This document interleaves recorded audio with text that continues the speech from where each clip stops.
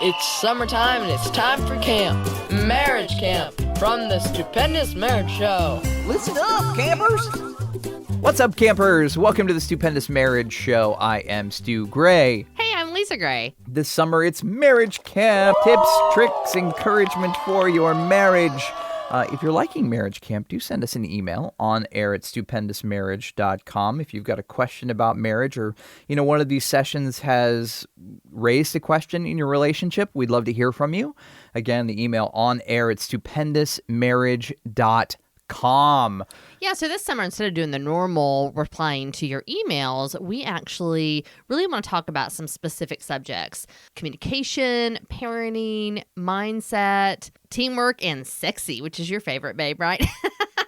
Yes, if you notice, there aren't very many of those that we've talked about so far It's okay. in Marriage Camp. It's all right. You'll be all right. We got a couple more coming up in the next couple weeks. So. That is true. Today, under the Mindset badge, let's talk about comparing our lives and our relationship to another couple that we see. It's so easy in today's culture with social media and every platform out there to put your best foot forward, and everybody is putting their best foot forward, their best picture out there, their highlight reel, if you will, and you don't see what's going on behind the scenes. And it's been proven, they are doing studies about this, that people are being depressed and they're getting just tired of always comparing what people put forward and it not being the same thing that they're experiencing in their life. And you only see the positive things. And not that there's anything wrong with positive, but we start comparing. It's like, oh, why doesn't my life look like that? And why don't I have the cool thing that they have or the cool experience that they're having? And you start to feel depressed and bad and, oh, my life doesn't look like this. It's horrible. True. Well, in summer, it just ramps it up. I feel like during the summer, I have seen so many friends, and I'm really happy for them, who are traveling all over the world. I have friends right now in Hawaii, in Bermuda, in Wyoming, over in Europe. And when I see their posts, I have to say that sometimes there's a little thing in me that goes, wow, how much did that cost? I want to be able to do that.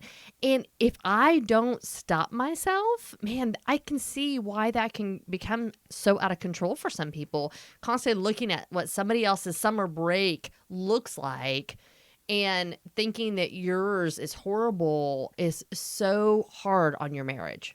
I'm jealous of you because you have cool friends. My friends don't do any of those trips. I don't see any of that on my Facebook at all. It's a girl thing.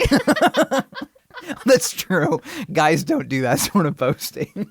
Hey, I do have one guy friend. Well, I'm friends with the husband and wife, and the husband has been posting faster than the wife. And I think it's just very funny because I'm like, I wonder if she minds him posting first, because usually us girls want to be like, look at us. And it's so easy to get in that comparison trap, and your brain just starts going, oh, I want that, and I want this, and I want that.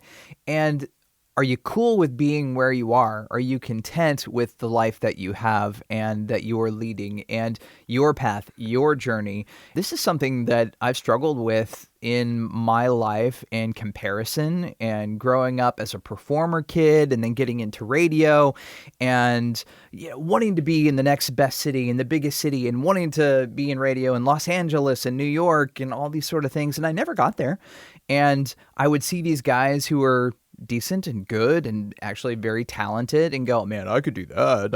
I could have that. I could be there and I could do exactly what they're doing. Why is not me? And you have slapped me in the face several times, not literally. I know, I was going to say, what? But your words have slapped me in the face several Thank you. times. Like, if you did that, your life would not be what it is now. Can you be thankful for what we have and our amazing son and the life that we live and the things that we're doing? And most of the time, I'm okay with that. Sometimes it still rears its ugly head and is like, Well, and I think that has a lot to do with your upbringing, right? Because I wasn't brought up that way. I wasn't a performer. I wasn't constantly being critiqued and trying to strive to be better. I honestly didn't do much as a kid. Like, that's actually really sad to say. I didn't do much, so I didn't strive for much. So I don't tend to compare myself to other people as much. So it's hard thinking about how your spouse was brought up, thinking about the filters, the things that we bring into our marriage, and why your spouse might think very differently from you. And I do call you out on it and say, hey, hold up, wait a minute. If you had done those things, we would not probably be together and our son wouldn't exist. And I can do that because I don't necessarily have that same struggle as much, but instead of getting mad at you for it, I try to encourage you in it and remind you of what you do have and remind you of who you are. That's the thing. As married people, we sometimes have to, instead of getting mad at our spouse because they're being a certain way, encourage them and really try to help them see a different perspective. And I love that I'm able to do that for you. And sometimes going back to social media and people posting other things and being jealous of their lives, sometimes you just got to unplug from that and take time off.